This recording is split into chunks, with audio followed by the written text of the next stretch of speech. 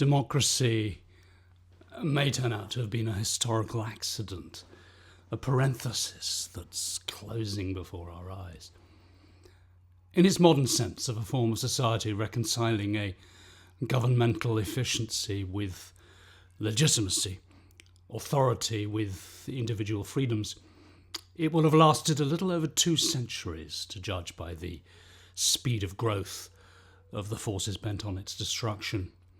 And really, only a tiny minority of the human race will have experienced it. Democracy fills a very small corner.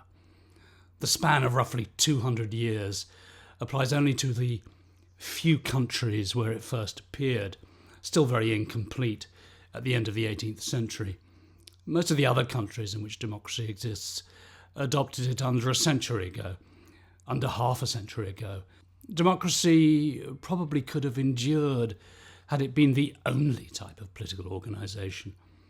But it is not basically structured to defend itself against outside enemies seeking its annihilation. Democracy tends to ignore, even deny, threats to its existence because it loathes doing what is needed to counter them. It awakens only when the danger becomes deadly, imminent, evident. By then, either there is too little time left for it to save itself, or the price of survival has become crushingly high.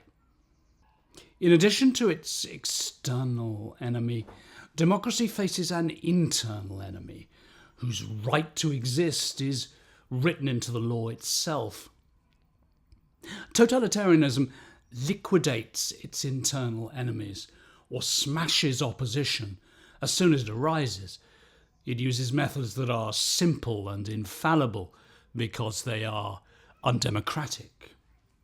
But democracy can defend itself only very feebly.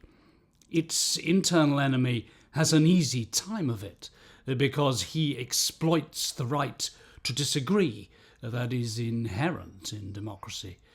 His aim of destroying democracy itself, of actively seeking an absolute monopoly of power, is shrewdly hidden behind the citizens' legitimate right to oppose and criticise the system. Paradoxically, democracy offers those seeking to abolish it a unique opportunity to work against it legally. They can even receive almost open support from the external enemy without it being seen as a truly serious violation of the social contract.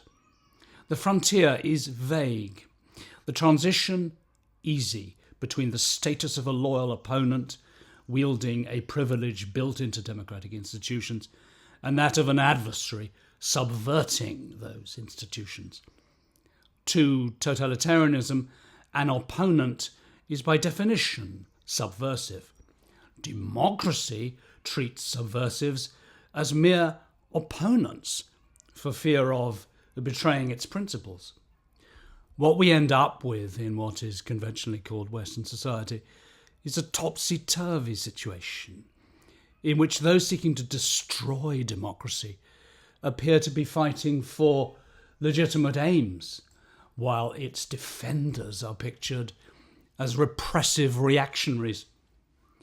Identification of democracy's internal and external adversaries with the forces of progress, legitimacy, even peace, discredits and paralyzes the efforts of people who are only trying to preserve their institutions. Already besieged by this combination of hostile forces and negative logic, the democracies are also harassed by guilt-producing accusations and intimidation that no other political system has had to tolerate.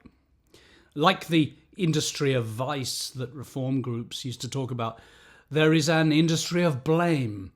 It promotes the now universally accepted notion that everything bad that happens in the third world is the fault of forces necessarily and exclusively located in the more advanced or rich countries. The major shareholders in this industry of blame are, first, the despots who oppress the peoples of that unfortunate third world with impunity. The democracy's foreign and domestic enemies are converging.